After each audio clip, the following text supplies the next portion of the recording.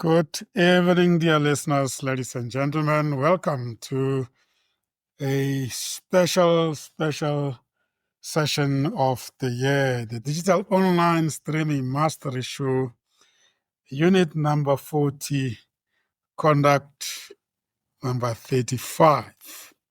Those of you that were with us, at the beginning of the year, in February, when we declared this new series, and made the commitment that it was going to be a weekly series on Tuesdays evening until the end of the year to cover the 40 units and the 35 conducts of the digital online streaming mastery.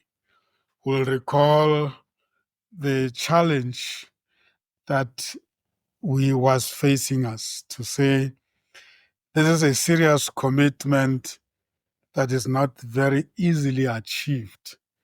But we were also anxious to look at the potential level at which we will be as the actionaries in the industry.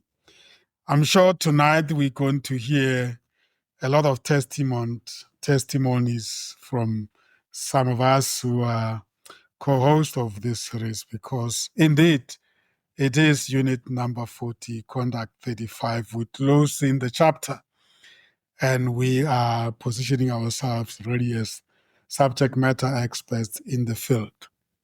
My name is Sam Zimmer. I'm not alone. I'm with the co-host of this series. They will introduce themselves and they will tell you a little bit about themselves, but more so they will share with you the highlights of the series. This is Comesa Radio Worldwide, the mind, the journey, the destiny. We apply our mind to the journey that takes us to our destiny. Our shows are based on the principle we call the idea. We inform and entertain, develop and educate, empower and support, associate and network. That's the idea. Today, Makuluve Ramutla France decided to be not only virtually present with me, but to be physically with me in the Comesa studios. So you'll hear from him. He's just next door to me. It's a wonderful feeling to have one of our co-hosts close to me. And we have a bottle of red wine here. At the end of the show, we are going to toast to this great success. And my colleagues that are available virtually will toast with them virtually. Makuluve, how is that? Oh, it sounds very good. I'm looking forward, Bachan. I'm looking forward. Yeah. Welcome, Makuluve. As always, you must be feeling great to be at the apex of this very intense 40 units digital online streaming mastery show, a weekly show that takes place on Tuesdays evening, 1900 hours. It's almost difficult to believe that we have made it. Well, it was a marathon, and I'm happy that we managed to reach the finish line, and while we're still energetic and ready for next year, because we are also going to get into another program that is also going to require us to continue with our commitment. Yeah. This displays our capacity emotionally, and then of course very high level of intrinsic motivation. Yeah, the show, Stephen Covey is one principle is sharpen the saw. Myself, you kept saying when I say I've retired, you kept saying no, you have not retired, and I appreciate the opportunity that has been given to me by Comesa to participate in this digital online streaming master show.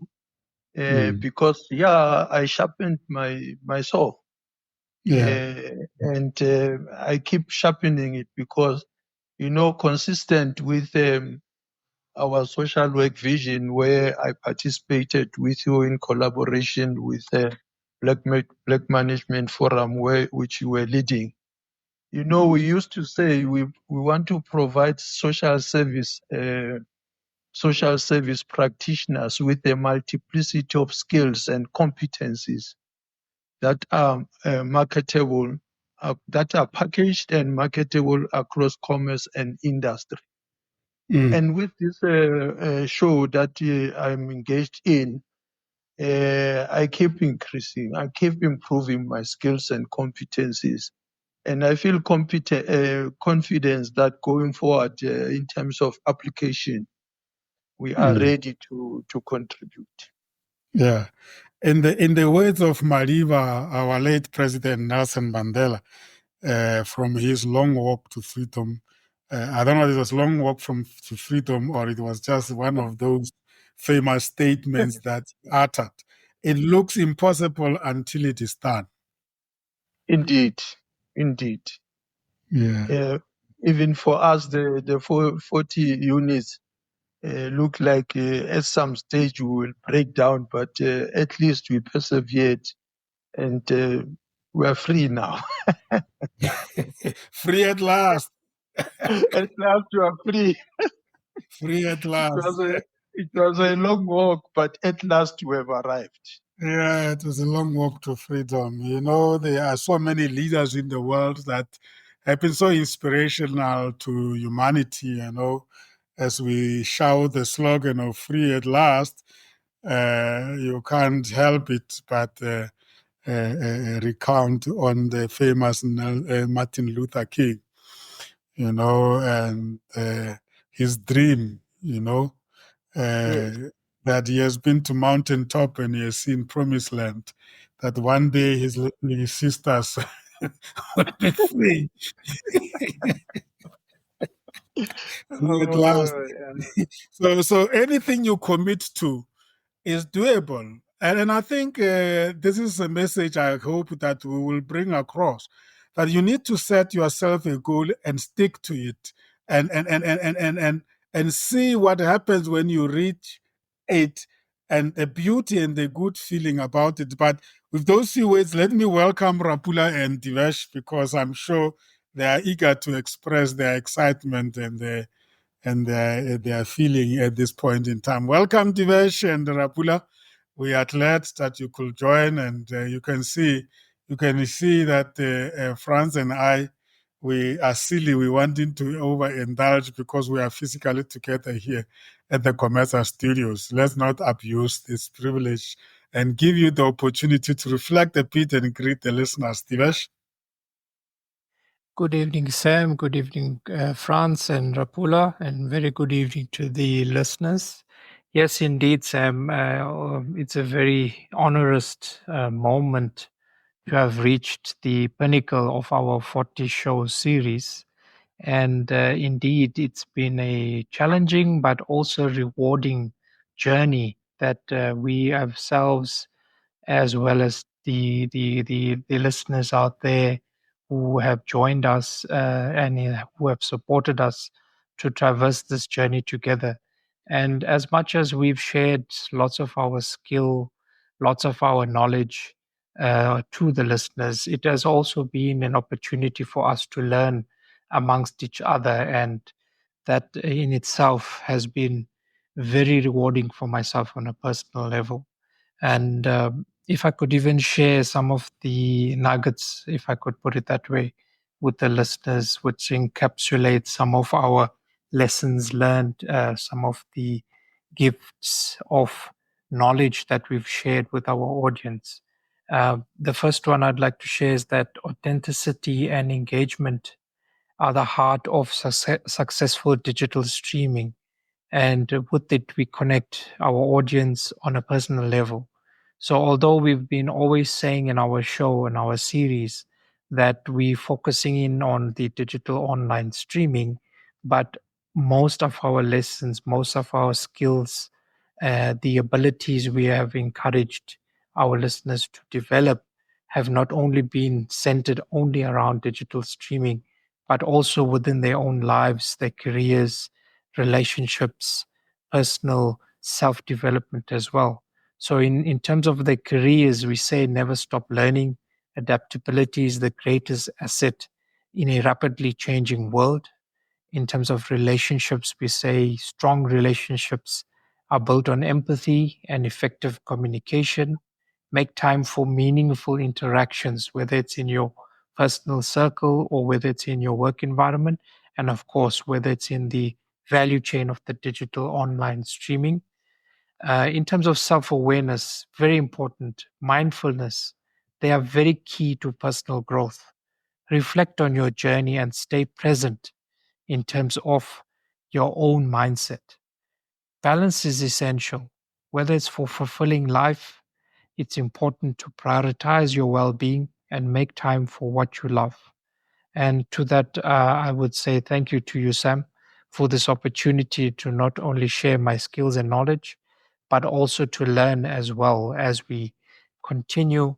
And as Franz has mentioned, this may be the end of the 40 series, which will live on the internet forever. But we will be also looking forward to the new journeys and the new skills and learning or lessons that we would like to share with our listeners. Thank you, sir.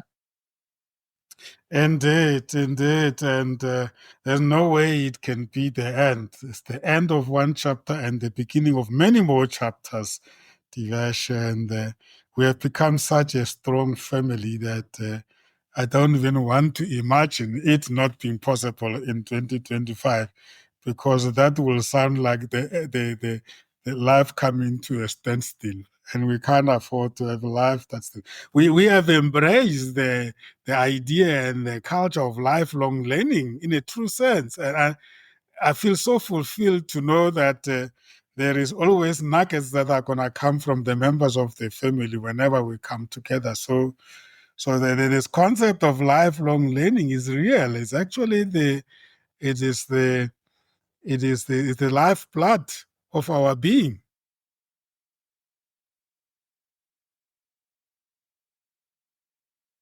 Rabula? Thank you, Sam. Thank you, Dadara Muta. Thank you, Divesh. This is a closing of the new chapter. So we reopen another chapter very shortly. So one person say, what is wow moment? Wow moment is to say, understand networking is an industry which can create business for you. The other thing which a person says my take home is practice until you are consciously doing that. Yeah. So whatever you do, keep on practicing. Rome was not built in a day. Bear in mind that there is no elevator to success. You need to do it step by step. Because if you take an elevator, you're going to fall. You don't know which step did you miss. You're going to fall consistently. So that's a learning that's so far. And it keeps on saying you must keep on learning. Yeah. It's a continuous journey. It's not a short-term journey. Some of the things which a person do through these shows, when you are on a live environment where these things happen, you start thinking very fast and very quick. One of the things which I didn't study at any institution is psychology, but it looks like I'm more psychologically inclined than I thought. Yeah. Yes. Because I can even address psychologists and they ask me a question. Are you a psychologist? I said no. But that's Comesa Radio. Yes. Yeah. The themes that we handle are very real to life. Yes. And what I like is that every time when you guys bring real life cases, then you realize, but the people who wrote these theories, they first experience life as we experience it, and they put the time aside and conceptualize some concepts and come up with terms and terminologies, but they change nothing about the life experiences. Yes. So now I'm glad to know that actually when you read something called a concept or a framework, if you look deeper, you will find that it is nothing new except that it's packaged differently. But it's something, if you look deeper in your own life, you locate it somewhere. Exactly. But Wow. that's learning and that's life. Practice and practice until it happens unconsciously, subconsciously. Mm. Beautiful, beautiful. We're going to go deeper into this because this is a celebration.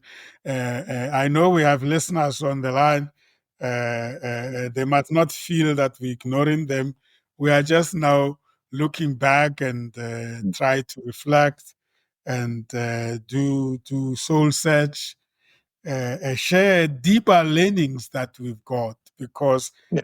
I think this is the gift to humanity. For me, one big realization is that as much as we need to feed our bodies with food and water and liquids, our brain needs more than we ever thought. And I Yes. think we can never feed it enough. Yes. And I'm glad. That's why I say free at last, because it's like we're, we're living in an illusion.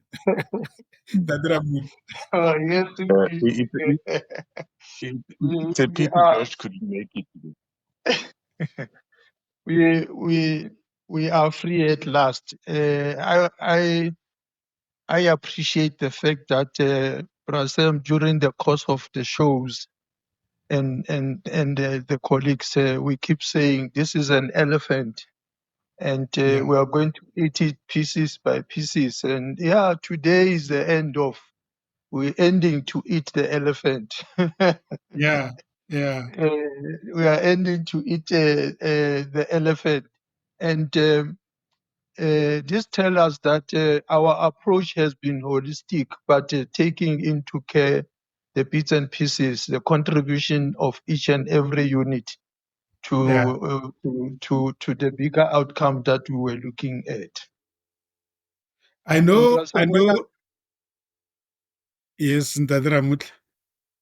you know, our looking at the learning outcomes that we expected from the show, and I keep ticking here. We said to acquire the knowledge, skills, competencies, and ability to conceptualize, develop, schedule, produce, host, moderate, anchor, and DJ line digital online radio, podcast, and video talk shows. What a wonderful moment we had. When I look at the road we traveled and I look at the outcomes, I think my colleagues will feel the same, like we have achieved our learning outcomes. Yeah. I know that the other colleagues will join us later, our co-host. But if you look at just the four of us and you look at the perspectives, in other ways, where we come from, the kind of trajectory we followed in terms of education, work experience, and the life experience. I mean, the compatibility between us. I always use Divesh as an example, who's an engineer. People always say that it's very difficult to find the compatibility between engineering and the humanities. But it's such a wonderful thing when you take back seat and try to understand things from an engineer point of view. And I'm sure the same applies to Divesh trying to understand the things from a humanities point of view. So is the same as Dadera Muta was very much deeply invested in the social sciences, and Rabula, who is a financial guru. And then it's like those titles or those backgrounds just disappear, and we've become some concoction of some sort that is so positive. Yes. Sam, At some stage, I don't look at you as an engineer. I just look at you as somebody that has a certain perspective that is just totally different, but very complementary to mine. that's how they said as a student or as a kid, you normally have this mindset of a career at the back of your mind. But as you grew up, you realize that yes, you have contributed, but is it you or was it somebody else putting that perspective in your mind? Hence now the real person whom you should plow back, it becomes you as you grow up. Mm. Mm. Absolutely. Divesh, any input there to that perspective? Yes, indeed, Sam. The diversity is something that can bring value to the group, especially when we are looking for varying insights and varying perspectives. It's always important. And like our analogy that we have with regards to Lokotla, within your tribe, within your group, within your team, you will have that diversity. And that's what we actually, professing in terms of all the teachings we do, is that we got to accept diversity, we got to expect diversity, whether it's from a cultural perspective, whether it's from an educational perspective. That is something we are professing as COMETSA, and we got to respect that diversity so that as a collective, we can deliver something that is unique and something that is respectful of all the other cultures and diversity elements that enjoy our content we produce. So, also in that delivery of a multi diversified team, like we have here tonight, like we have in South Africa, as well as a unique offering to the rest of the world, we will find opportunities to learn. We will find opportunities to share and to teach to our fellow comrades on the groups that we work in. And we can only do that if we acknowledge some of the lessons that we have been sharing with our listeners, in that you got to be open, you got to be empathetic, you got to be working on those skills that would make you into a leader. And within your team, you may lead from behind, but that value that you can actually still add to the whole is very important, Sam. So although I'm an engineer, yes, I do find myself sometimes very different as the traditional engineers that I do work with, but I try to instill those varying ideas that I do have as a human being and instill those into my fellow engineers and likewise with other groupings to instill that ability to see every person within the group as someone who has potential to offer some value into the group. Thank you. Beautiful, beautiful. Let me share with you some high-level reflections, and then we will dive deeper into the actual units that impacted on us in general. The appreciation of the space that one has to hold as a moderator for me is something I will always treasure.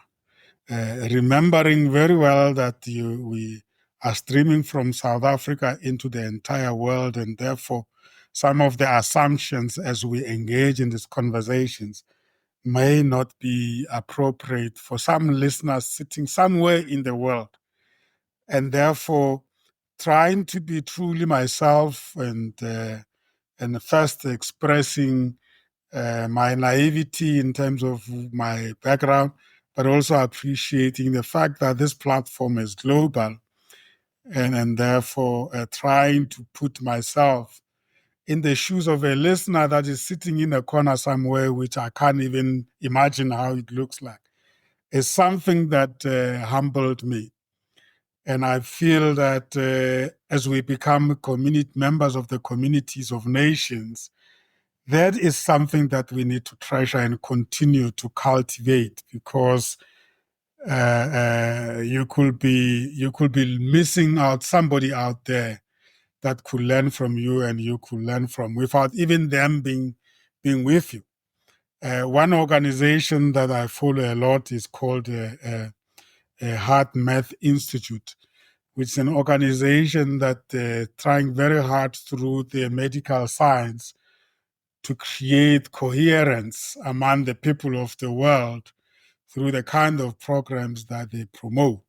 And I liken our program to their interventions in the sense that You've got to imagine and believe that truly you are touching somebody somewhere, and there is a coherence between yourself and that somebody that is hearing your voice, so much that your voice becomes so familiar in their vocabulary on a weekly basis that when they don't hear your voice, they must be missing something. But you have no proof of that.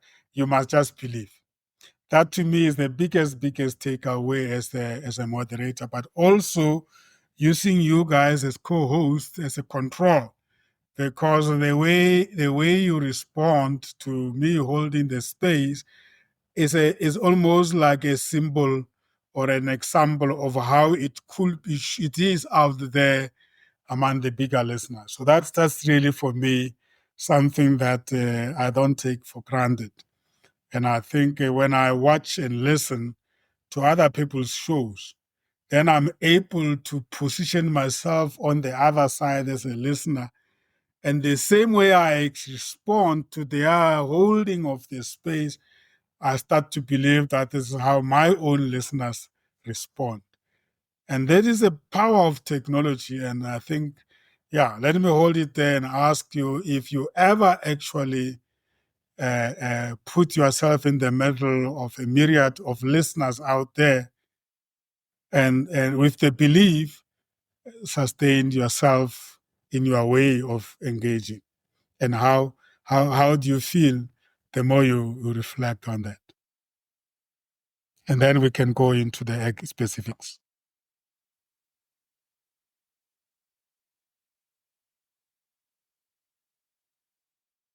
From my side,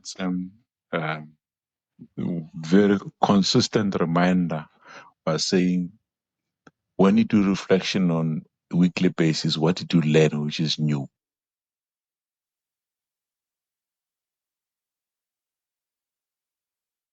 Are you there? Very quiet. Yes, we are So, with you.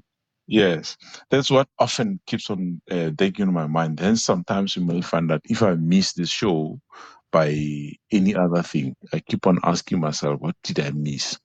Yes, it's good to listen to the podcast, but ideally, if you start the podcast, it makes your life much more easier. And those learnings are very crucial. Yeah. And second to that, if you go back, Divesh mentioned Lekotla. You go back and think very deeply around it. When you sit in a meeting, especially family meetings, you become the last to speak. It makes your life much more easier. Why? You have listened to everybody, whether you agree with them or don't, but you have listened to everybody.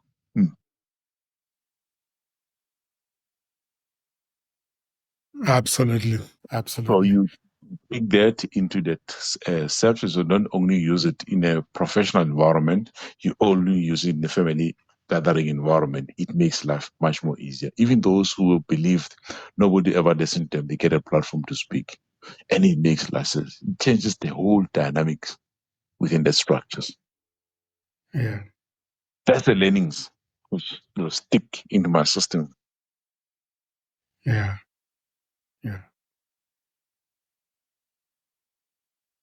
Divesh?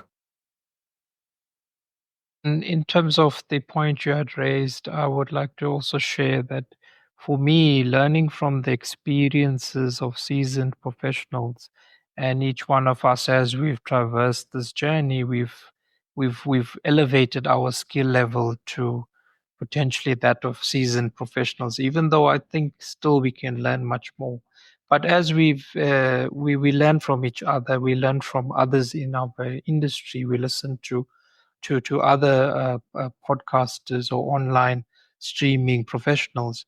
They provide invaluable insights and inspire new ideas. We must always be open to learning from others. And the other angle with regards to our audience, when we're engaging with our audience, it's in a real-time basis. And of course, in our show, this format that we're using is not necessarily taking any feedback directly from our listeners. But indeed, we do get feedback post the show once the show becomes a podcast. And there is definitely value in that, where not only do we build a loyal community, but we also provide that feedback so we can then improve our content, improve ourselves, improve the value that we give back to our listeners, and of course in the show that we're developing for ourselves. And I think that is something we can really learn, especially since the format we're using of online streaming reaches every little corner in the world, as you had put. Indeed, and it has a long shelf life. You know, is always there for all sorts of consumers. And there's one set of consumers I always anticipate that they will come across our input, and that is researchers and students of today and tomorrow.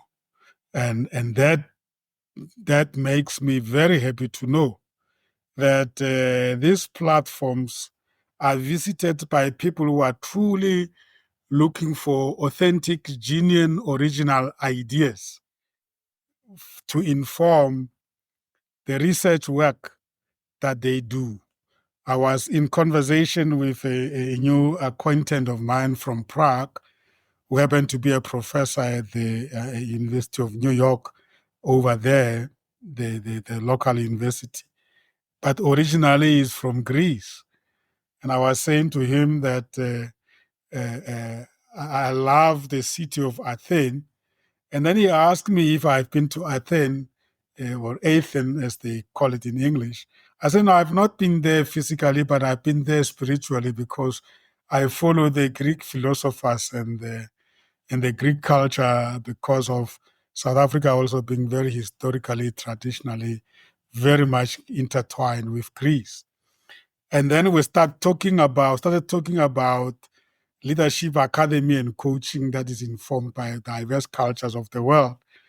And then I started telling him about this. He said they will want to use storytelling to inform their leadership academy that they will want to establish. Then I said to him that Africa and South Africa in particular, or Africa in general, is known for storytelling. And I'm glad that there is a realization that that's the one model or method of learning that we can share. So it's never about one culture being better than another or one method being better than another. It's just about showing up. And what we have done with this show is exactly that, because we use the Lekgotla methodology. We are not in even when we have a contestation of ideas, we don't contest for the space. That on its own is a gift to the world. And I will want to work with more such professors and researchers to claim our space without actually pushing anybody out. With those few words, let's go to the topic today. I think it's appropriate to talk about personal productivity. This is what we are implying by reflecting on the 39 units and including today's units by looking at checking out of the program and ending the series, but using the topic of personal productivity and say, what are the things that one must be mastering in order to ensure that you have that high level of personal productivity with you. And one thing for me that I take away from one of the previous shows is what is called a productivity journal, which in a simple way is one way of writing down the things that you are planning to do in a day and coming back at the end of the day to check if you have done them. And those things that you have not done, you transfer them to the next page of your productivity journal. And those are the first things you start with in the following day so that you don't continue carrying them forward.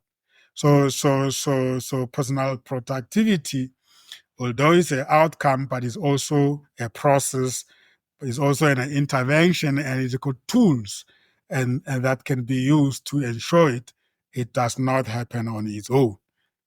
Arriving at Unit 40 is an evidence that we have a discipline to make sure that we achieve highest level of personal productivity. And the evidence of that is achieving the target. In this case, it was 40 units, 35 conducts. Let me hold it there and ask you to reflect a bit on this topic, because I think if we can make everybody to engage with the topic of personal productivity, nobody will need a manager or a supervisor. We are informed that most people find that they wish they had more time in a day. I think most of us, if not all of us, we find ourselves overwhelmed by the fact that we are not able to finish what we want to finish. And therefore, personal productivity is a goal most of us have. So, as you have said, Prasem, with this digital streaming mastery program, I think we are on track in achieving that goal of personal productivity. As we have just indicated, we reached 40 units, and therefore that was the goal that we have set. And in it, we acquired knowledge, skills that we are going to use in the future. And therefore, I think this introduces ourselves today very well in terms of personal productivity. And as a model, that is something that we can give to whoever is listening, that it starts with the commitment that is linked to a time period and the discipline to start eating the elephant in its own little pieces. In this case, the little pieces were the weekly shows. Indeed. For which we had to prepare.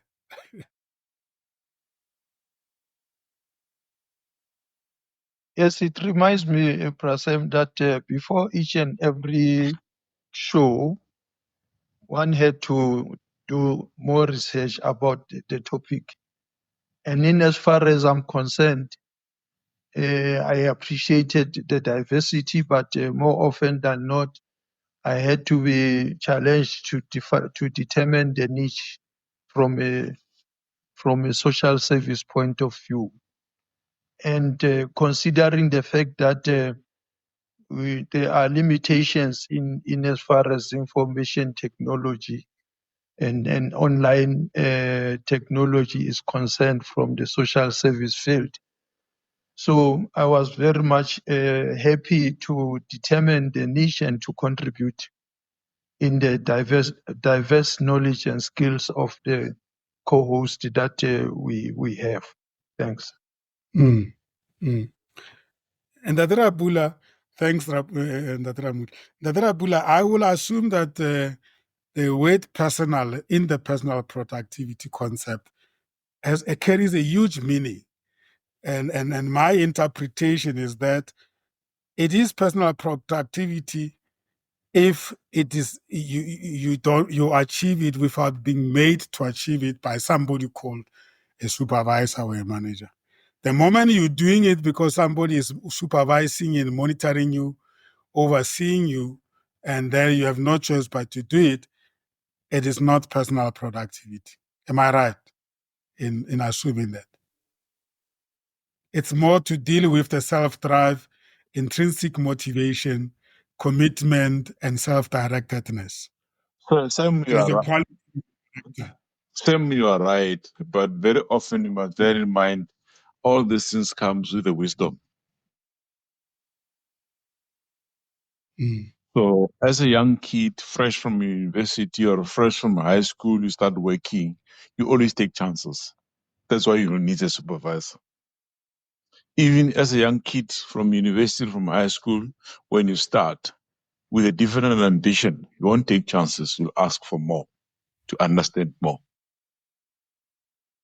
But very often, Taking the it comes- instruction from a supervisor is a character you need to acquire personal productivity. exactly. So sometimes you need to be a diversified leader. A situation, avail yourself what type of leadership you put in place, supervision in place. But on the other hand, it may not even require that level. You may just in what you call it, doing an environmental scan. It helps you to be as extreme or as much productive as you think you are, or as I think the team is. It is. Mm. I often, when I speak to the educators, or not even educators, you find that in the government sector, you find less number of people doing the job which was done by more people before, and they complain they were understaffed. But the productivity still goes on, whether at the highest level, lowest level, but still goes on. Nothing stops. Mm. Mm. Mm. So how do you define that type of productivity? Yeah. You may find that there is productivity. The only thing which is lacking there, it's energy to continuously working as if we are still 20 and even if we are 5. Yeah. So it is the energy and the willingness to be stretched. Yes. Because if you take that concept and go to the mining sector, the employees in the mining sector are stretched. They said, guys, here's a money on the table. If for the next coming 6 months, we don't have what you call casualty, you'll get that money. But the minute there's a casualty, we don't get a cent out of it. That's when you start seeing employees working careful to put safety up front before they can do any job. And that will be what we call extrinsic motivation. So somebody motivates you by giving you an incentive, and then you must respond. Yes. But the response carries energy level that is inspired by the value of the incentive that is being declared. Yes, because So if you honestly, don't respond to a incentive like that, you are failing in terms of personal productivity. it's fantastic. But on the other hand, because when there's casualty in the mining sector, that specific shaft get closed minimum about 3 or 4 weeks before they can reopen it until the full investigation is completed. And if you shut down the mining shaft for that period, you lose productivity completely. And for you to recover, it's a nightmare. Mm. So you are instilling safety to your employees as one end, but you do it with the incentive which could have been put in part and parcel of their salaries, but you decided to divert it. Mm. Mm.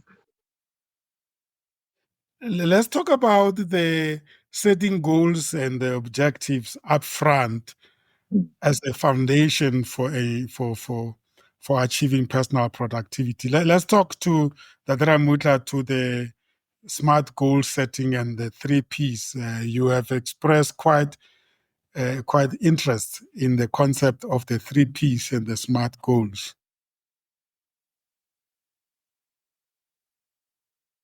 Last time when I reached out to you about this.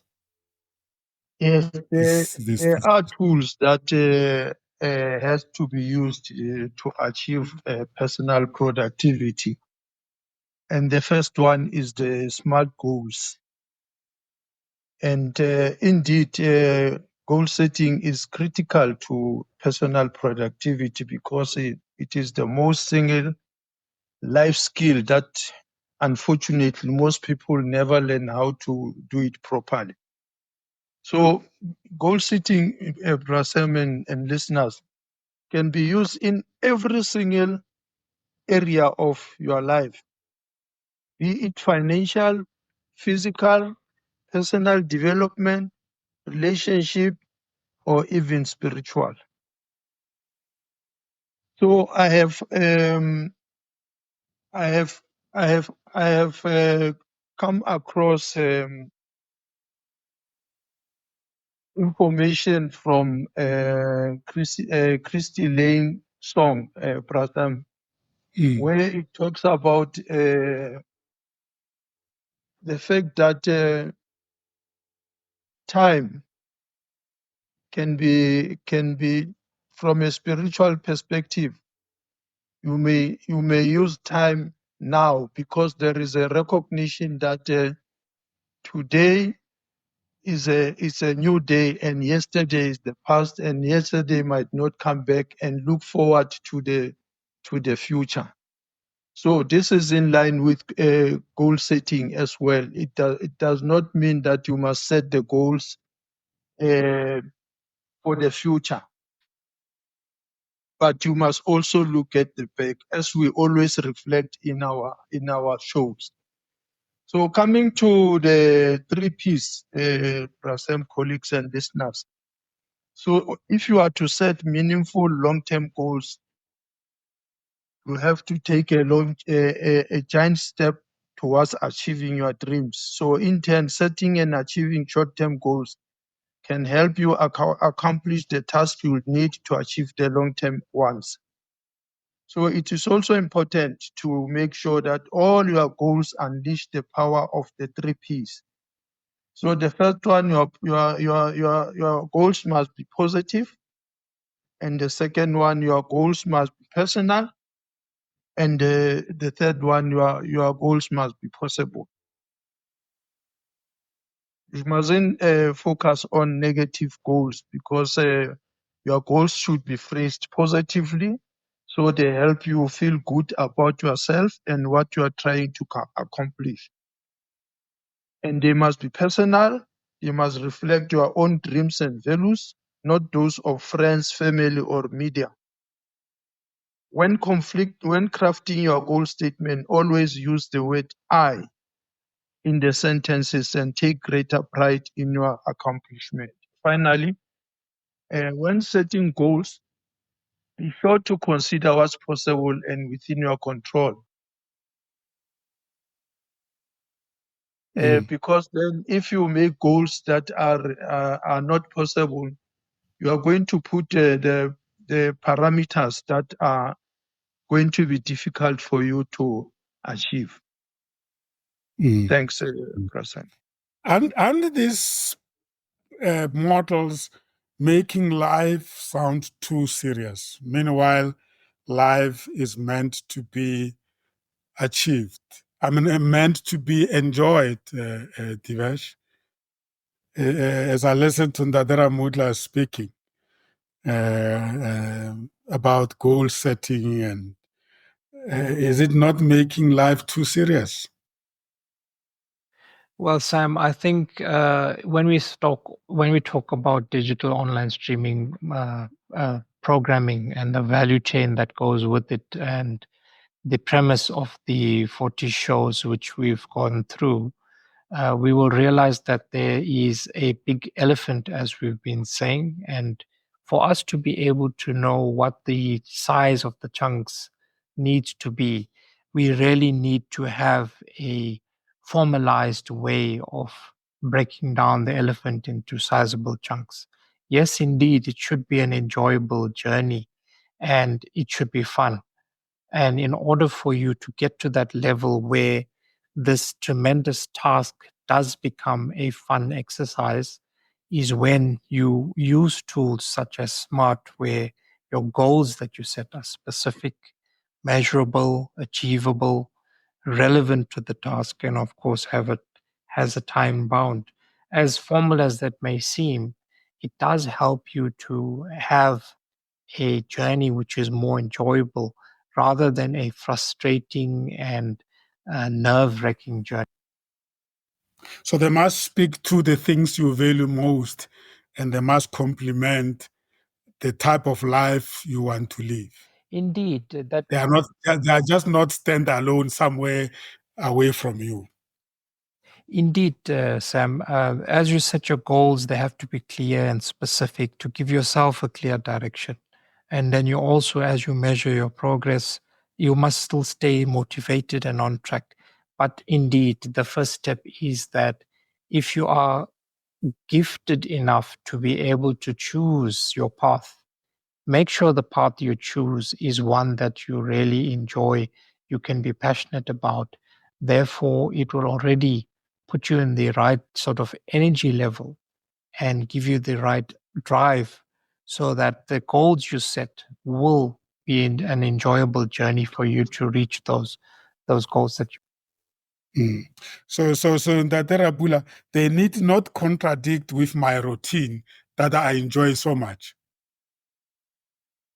If I go back and I want to apply what I've learned, it mustn't really be interfering with my routines, but it should be enriching my routine so that I continue enjoying life that I always wanted.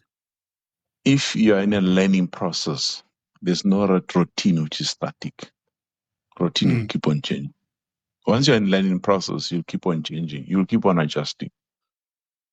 It's not going to be the same routine all the times. It will keep sometimes to the worst, sometimes to the good, sometimes to resistance from you resist as a person, but you will keep on changing. If you're in a learning process, it will keep on changing. So if I decide to study towards an MBA, and then I go to the first lecture and I will come back and I realize that I can no longer sleep for 8 hours now. I need to sleep for 7 hours. Isn't that disrupting my routine? It is. But is it for the good? Yes. So why worry? So I need to look at the value that I'm going to extract from adjusting my routine. Yes. Wow. I like the idea you are bringing up here. It says that no routine is static. That is quite interesting because people that want to stick to their routine irrespective, they find it very difficult to adjust, I guess. An example, Sam, which we can use is work integrated learning. You find the what do you call these guys who have been in the industry for a long time? And then you find the young guys coming into the industry. So the people who have been long in the industry, this is a routine, you're not going to change it. The new guys, you're going to have to change. One of the aspects is technology. One guy says, no, we start at 8. He said, no, this one I can work at any time. I don't have to start at 8. But as a progressive institution, you have to adjust. I said, yes, even if I'm going to lose the wisdom, which can take this company next level, I have to accept that there's disruption here of technology. I need to adjust. I'm not static. If you're going to be static, then you're on your own. Yeah. So this personal productivity concept is something that is assumed to be there and comes with people's qualifications and experiences and knowledge that they are selling. But it must be very difficult to extract it when you're sitting in front of somebody who says, I've got an MBA, I've got 10 years experience, I have knowledge and wisdom, give me the job. I don't think they will say, I also have a discipline to be personally productive. But it's I guess there's an assumption that if you have been working before, you must have developed the ability to be personally productive. Why does it happen sometimes that that's not the case?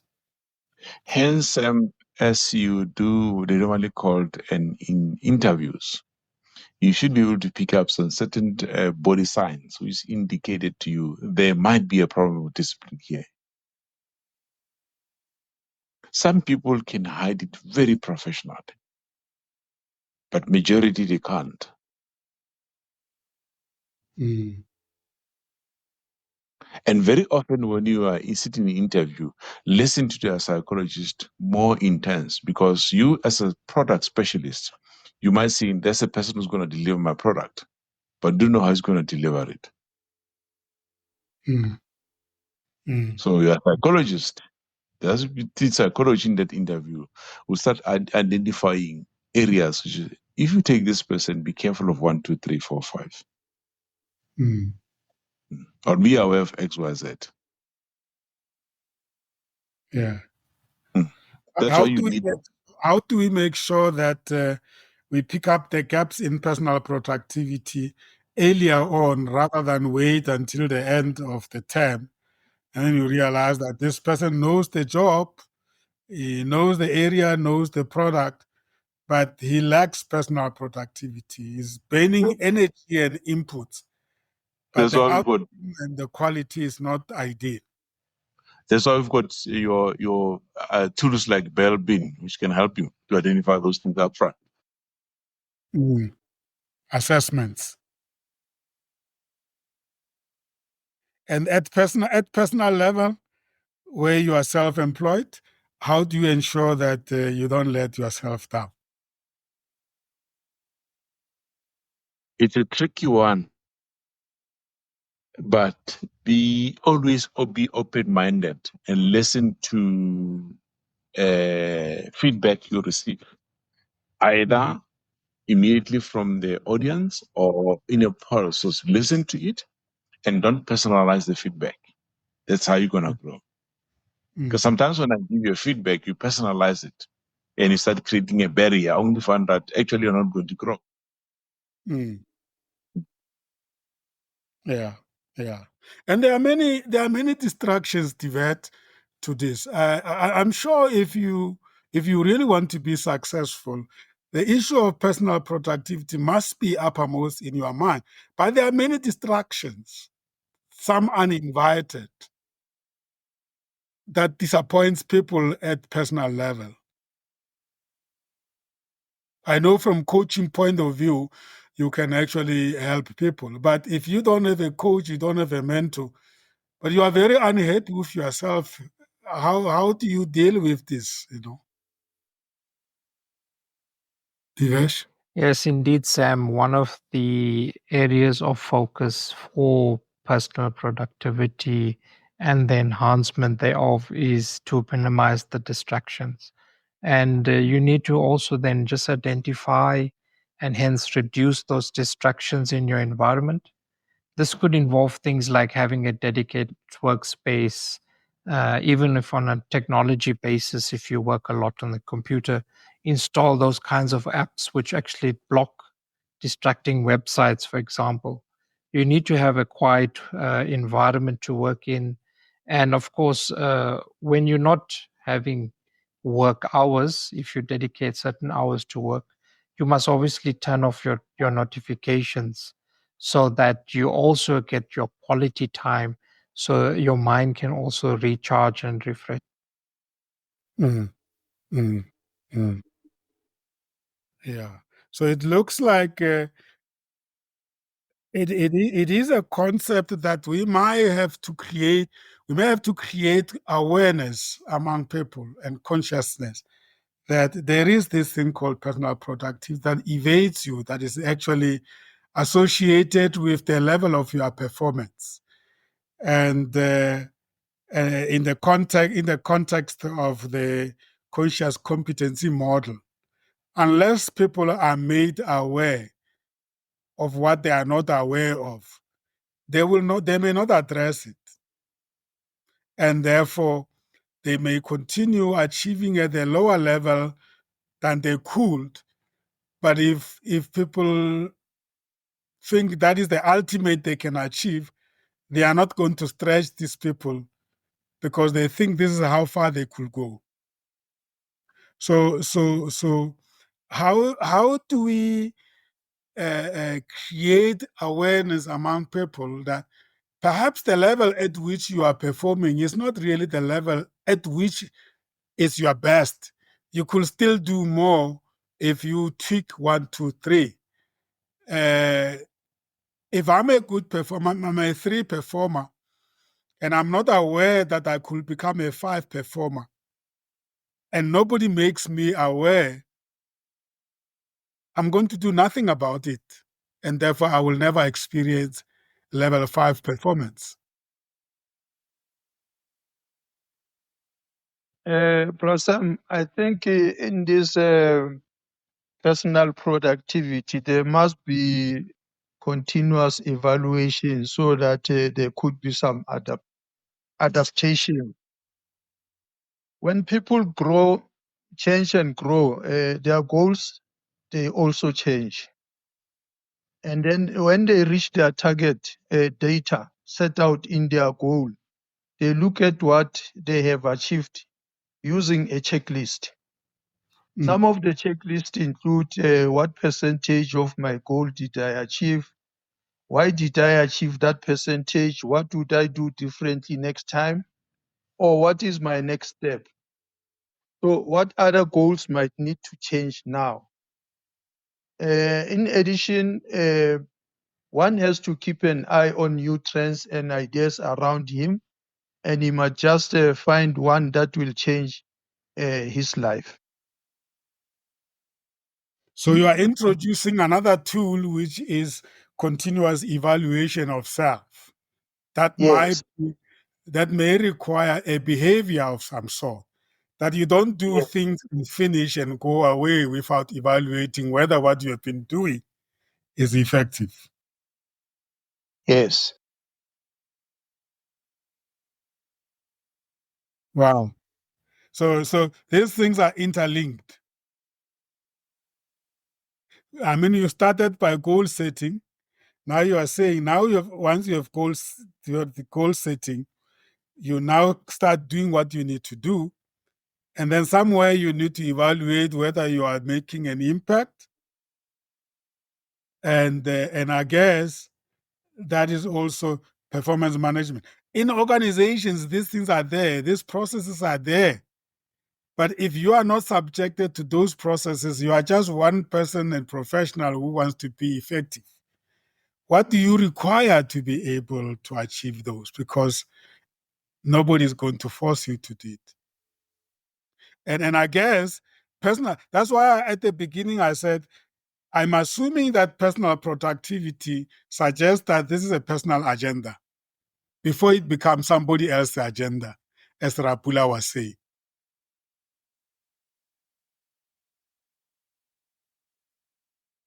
Progressive societies must be having self-directed professionals who don't need to have a supervisor to let them know that they need to be worried about their personal productivity. That need to be reminded that they need to reflect on their work to determine whether they are making impact.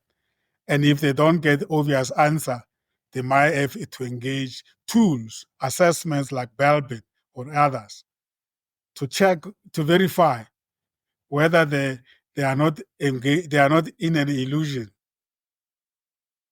thinking that they are making impact, meanwhile they are not, thinking that they are great, meanwhile they are not. So it's some sort of a behavior or a practice. How do we instill it in a society or in people?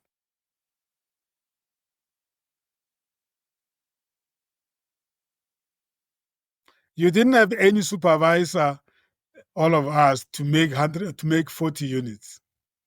We had a commitment and a behavior. What was the drive?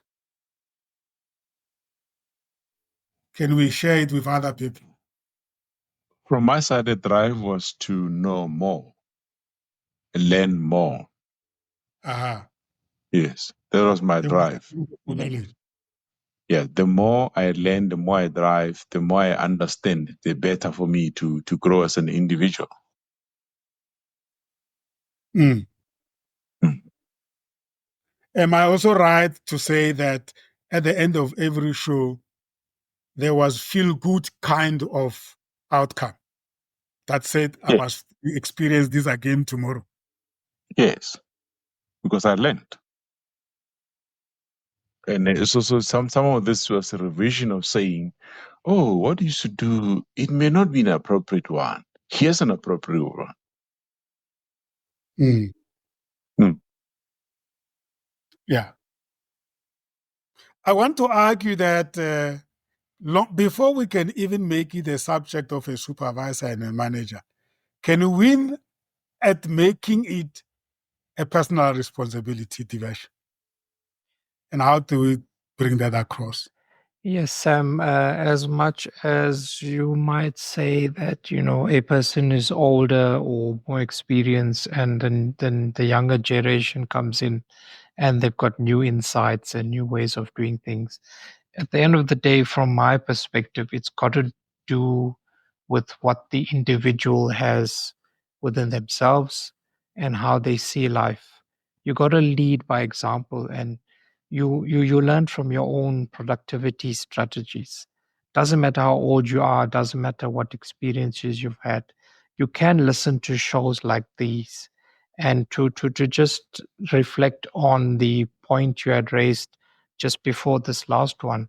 What is it that made you come to each of these shows? Make sure that all 40 shows you did participate, you showed up, you shared knowledge, you learned.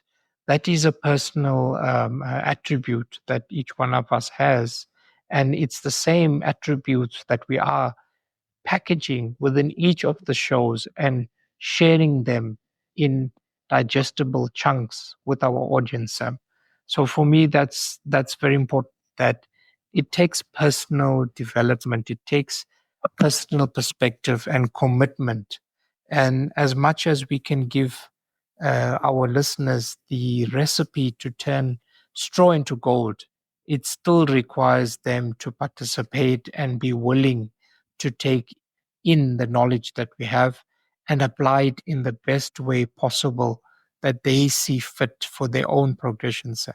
So as much as we do have knowledge and skills, it and the personal ambition is required, you're gifted if you can get a supervisor, a mentor, a coach who can help you be the best that you can possibly be.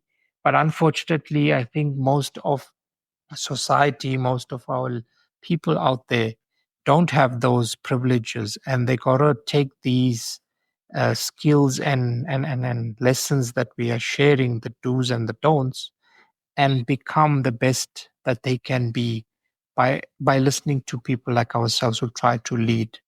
That's my perspective on that one. Beautiful, beautiful. That's the message I thought we need to leave the listeners with, that it's not enough to have talent and knowledge and all the same. There is a strong will that are personal attributes. It has personal attributes that you require. Great. Let's end the. Let's go to the last part of our show today. We wanted to reflect on the series, and we have enough time to all of us reflect on at least 3 to 5 units and conducts that stand out for you, that you will want to encourage listeners to go back to at insightsonlinepodcast.com and really deepen their knowledge. And we can randomly share it. We don't have to have one person telling all 3 to 5, but we can randomly just reflect on the ones that stand out from the series. I have mine, and I will also become interjecting as we go along. Muka, Bula, Divesh, anyone who's ready. The first one that I would like to share is Unit 10, Conduct 5. Check in and start the show. Yeah. And I would like to bring it home. We don't have to go very far. Yeah. At the beginning of every show, Rasem, if you tune in 5 minutes before, you will enjoy the music. Yeah. And very soon, Prasam will be greeting the listeners and greeting the co-hosts. And immediately, he will be he will be inviting the co-host to. No, before that, Prasam will be introducing Tumako in terms of its slogan and in terms of its idea philosophy. And thereafter, he will invite the co-host to introduce themselves in terms of check-in. So the nature of the check-in is that the co-hosts are given the opportunity to share how they experience their day, and also give them the opportunity to link up their daily experiences with the relevance of the show. And thereafter, Pratham will introduce the units and the conduct to the listeners, and give the context of the show, and lead the co-host to contribute. Yeah, that is the check-in and starting the show in terms of conduct, Unit 10, Conduct 5. And Check-in that gets repeated week in, week out, until it's almost like the osmosis. It's almost like the even up to Unit 40, it was repeated. yeah. And Even that tonight, is it was that repeated. repetition become the master. But for me, it indicated that whilst we are talking about planning, it shows that before each and every show, Prasem plans. And when he do his planning, he's making sure that he lead us in implementing that plan. And at the end of the show, he makes sure that we evaluate when he give us, each and every one of us, the opportunity to check out. So this is very important to integrate planning, organizing, leading, and control. I think that is a significant of this unit and its conduct. And indeed, you brought it home, that Ramut. You didn't have to go too far. I brought it home. I didn't have to go very far. Thank you very much. Thank you so much, Ramut. Divesh? Yes, thank you, Sam. I don't want to point out to a specific episode or topic within the series of 40, but I want to point out certain nuances and commonality which were sort of golden threads amongst the modules that we had outlined and shared with regards to the do's and don'ts for benefit of our audience. The first aspect I wanted to just touch on was that of connection and engagement. We need to focus on building genuine connections with our audience. The engagements has to also incorporate the before the show, while the show is on, as well as the post-show comments that you might actually get. And then, of course, you must make sure that you create content that will resonate with the interests and needs of your audience. Authenticity and relatability are very key in terms of fostering your local online community. The other aspect that I wanted to just touch on was that of something we mentioned in today's show as well, is that of continuous learning and adaptability. Today's fast-paced world, staying relevant requires continuous learning and adaptability. We need to also embrace the new technologies, seek out professional development opportunities, and always be open to feedback. And thereby we can cultivate a growth mindset, will help us navigate the journey of digital online streaming. Another aspect in terms of our relationships, in terms of our streaming journey, in terms of our careers, is that of communication and being empathetic. Strong relationships are built on effective communication and empathy. We must make time for meaningful conversations, listen actively, and show understanding and support. And especially in this world of technology, technology can enhance communication, but it's very important to balance digital interactions with the face to face time to maintain a depth in your relationships. And of course, to add that depth to your shows in terms of the digital online streaming.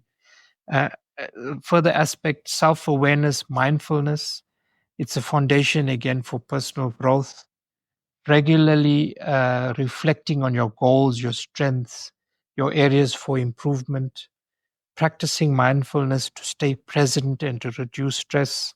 These are tools that we will need in our digital journeys, in our life, in our relationships, in our careers.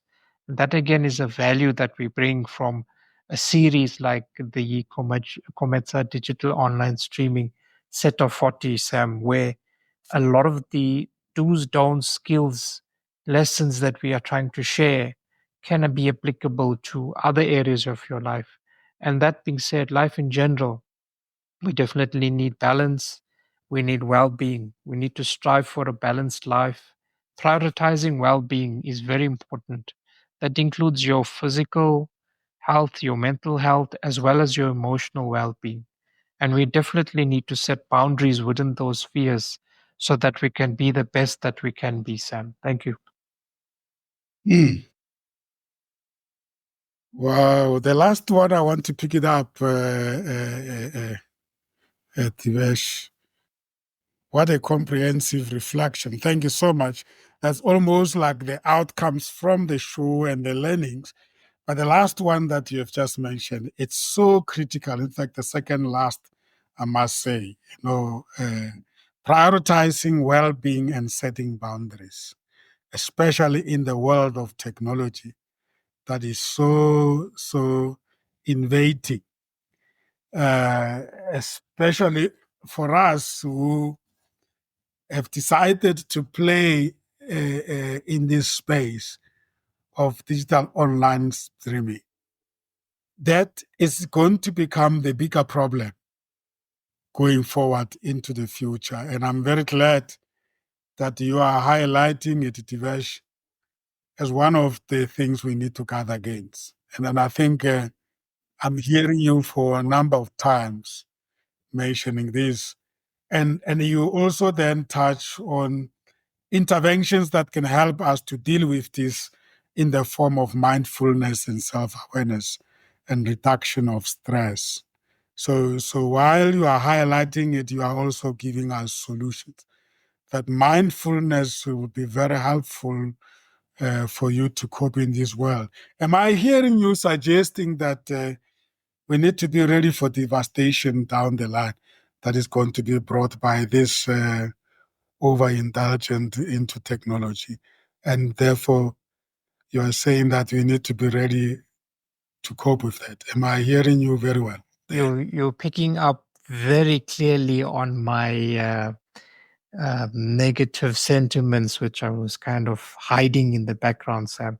Yes, indeed, we are, as much as there's opportunity, if we are not ready to ride that wave of digital technology overwhelming our lives, we will definitely be found wanting.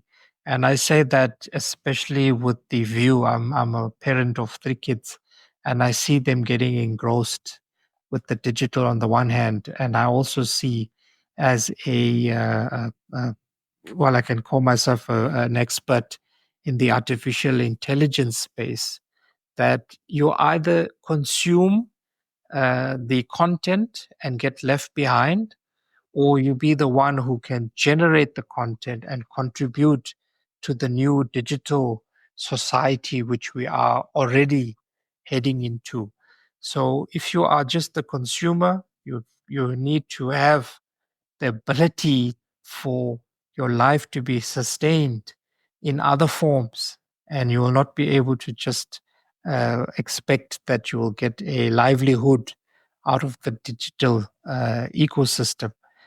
So that the danger is that you're not going to only be a consumer, but really be a contributing citizen in the digital society, Sam.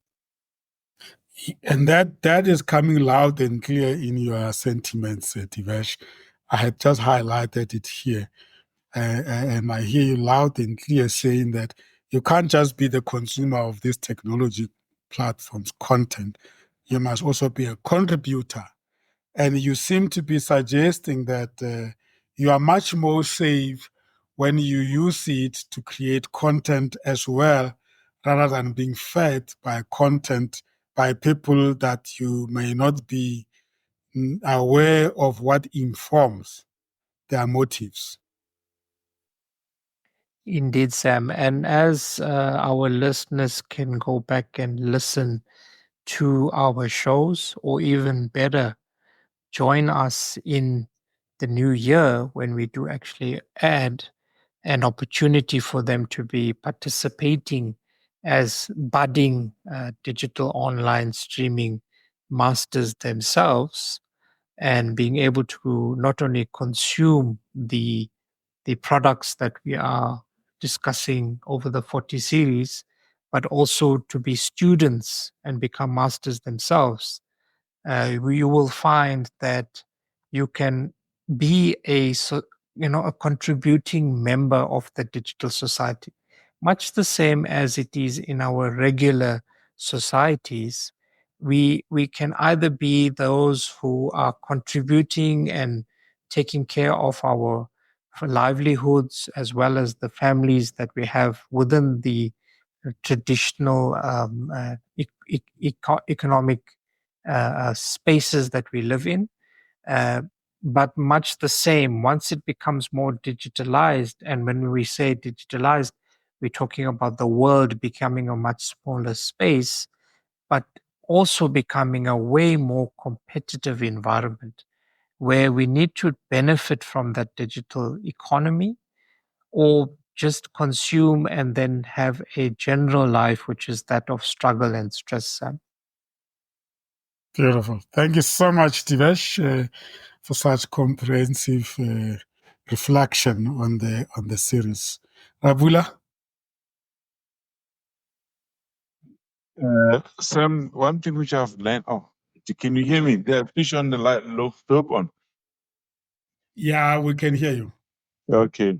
One thing which I've learned as to date is to say, when it comes to the issue of technology, of just Divesh has just mentioned, it indicates to us you need to be adaptable and agile.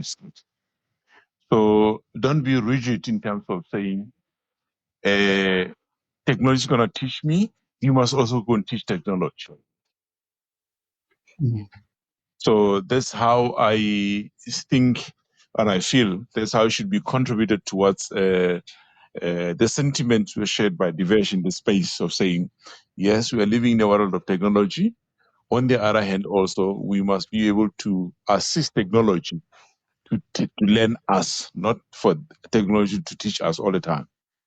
That's what I could just make a small contribution in that space. Mm. Mm. Yeah, indeed. I think we are all in agreement that, and I'm glad we are conscientizing ourselves around this, because you can see already, for instance, in countries like Australia, where they have banned the use of,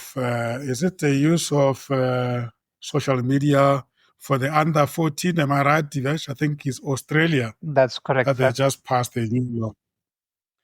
And I think that's a radical way of responding to the negative side of technology. And I don't know whether they are going to succeed, but definitely they are doing something about it.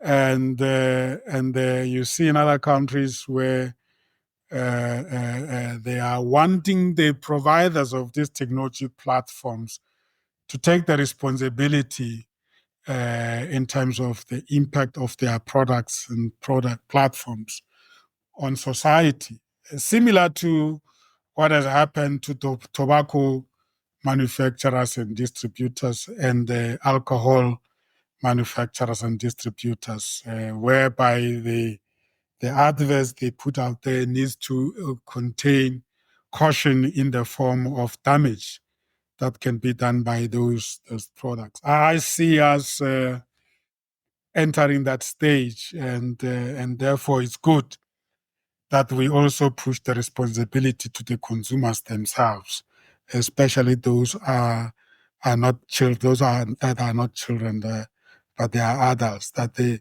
is a responsible way that we need to use technology. And Divesh mentioned something that I think is also very important as a challenge to all of us, and that is continuous learning. Continuous learning and adaptability and professional learning on an ongoing basis. I think this is something that and I'm not being judgmental, but I find it's very easy for people to ignore it and pretend that they will not be caught by lack of it. And if you are in the knowledge space, you will know how it feels when you feel out of place because you have not kept up to date. Any other input from my side? I picked up a couple of ones, but there is one that speaks to listening actively and generatively to be able to appreciate where other people's inputs and sentiments come from, and that is unit number 16, conduct number 11. I enjoyed that, and I think maybe I enjoy it even more so because that is one of the key competencies of the International Coaching Federation in terms of core competencies of coaching, that you have to be able to listen actively and even generatively to be able to understand emotionally and physically what issues are grappling, that your listeners are grappling, your clients are grappling with. And if you fail in listening, you are bound to respond wrongly, inappropriately to when you then contribute your input. So that for me was one module I picked up. And then, of course, one unit. Of course, unit 2 and 3. Unit 2 was about evolution of digital online radio. That was really very mind-blowing for me. And then, of course, unit 3, which was about the evolution of podcasting. Those are the 3 ones that I highlight. Rabula? Now, I wanted to say to you, as a coach, your first tool is listening. Because if you don't listen, you're not going to coach, you are going to impose. And there's a danger in that space. Hence, I'm saying I agree with you that listening is a key tool to deliver the outcome as a coach. Thank you. And then that applies to the role of being a host or moderator or an anchor of a show. Listeners will pick it up very quickly when you're trying to play those roles and you are not listening to your guests, because you will not flow very well and you will not complement the inputs and contributions from your guests, and you will lose the listeners. So yes, but also in relationships in general, in life in particular, sometimes we are not given the capacity to listen. We are only interested in talking and being listened to. And when others are talking, we can't wait for them to finish so that we can continue talking. That creates problems in relationships. And is one of those things that we must continuously learn, because you've never arrived at it. You can only continue to get better at it. Because by nature we are created to want to be heard, not to listen to others. Great. Yeah. Time flies.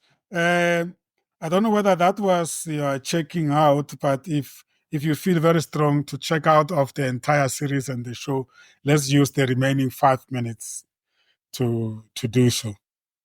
Otherwise, I'm glad we covered what we had to cover. Tadera Mutla, let's start with you. If you feel you have checked out, also welcome. Well, in terms of confirmation, the entire 40 series confirmed to us that continuous professional development is very important, and we were provided new opportunities to learn and sharpen our soul. Throughout the series, we had different aha moments, but today it was confirmed that the diversity of skills that we had was very much amazing. And therefore, this provided various aha moments. And then in terms of new insights and knowledge, Brasam, you have indicated that the information that we have gathered here in future, it will provide the platform for researchers to mine, for researchers to source information from. And in terms of new behavior and practice, of course, most of us and most of the listeners, in terms of their professional outlook and the knowledge, the new knowledge that they will be providing, they are going to, it is going to improve their outlook, and it is going to improve how they, their leadership skills.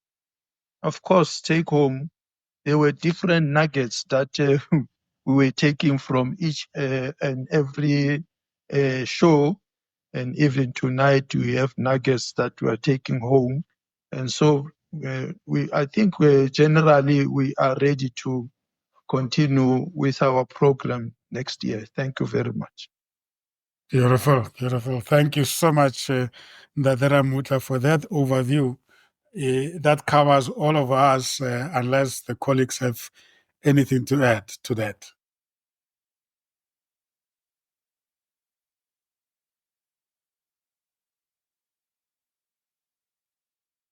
I am covered. Thank you, guys. Great. From my side, Sam, I just want to say a thank you to everyone who was tuning in and participated and supported us along the way. Their enthusiasm and engagement have been the driving force really behind our success. And as we wrap up this incredible journey of 40 shows, also just want to take a moment to reflect on the amazing experiences we shared from the first episode to the final one. And each show has shown a testament to our collective passion for digital streaming and broadcasting. So, yes, to the future of digital streaming and to all the exciting possibilities that lie ahead. Thank you. Beautiful, beautiful. Indeed, the foundation is laid, and we are ending the series, but we are starting exciting chapter next year, where we get involved now in what we call continuous professional development in digital streaming, digital online streaming mastery, where we want to be more practical and cultivate this knowledge further and avail ourselves to grow the industry. Chapter 1 is done.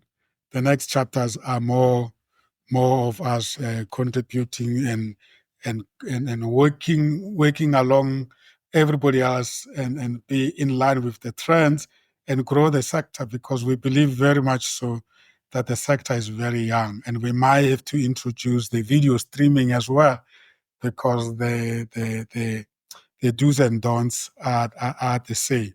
So it's going to be very exciting. We know exactly who of us have done all this, more than 80% of the 40 units. So we know exactly who our experts are, and we hope that we are not going to abandon this industry, but we are going to be part of growing it even further. Thank you so much, colleagues. We left with a few days into Christmas time for those who celebrate Christmas, but otherwise the festive season is here. We hope we will be able to take breaks and come back fresh in the new year 2025. Hope everybody will be safe, spend time with family, and reflect on the year and look forward to the new year. That was Comeza Radio Worldwide, closing on the series Digital Online Streaming Mastery Show with unit number 40, Conduct 35, Personal Productivity, checking out and closing the show. That was the mind, the journey, the destiny. We apply our mind to the journey that takes us to our destiny. Our shows are based on the principle called the idea. We inform and entertain, develop and educate, empower and support, associate and network. That's the idea. My name is Sam Tima, and I was joined by Divesh Motilal, Franz Makuleveram Mutla, and Rapula Mudivani. Thank you, colleagues, for all your time and the contributions you have made. And we can sit back and take a break and join each other in the new year. You take care and goodbye.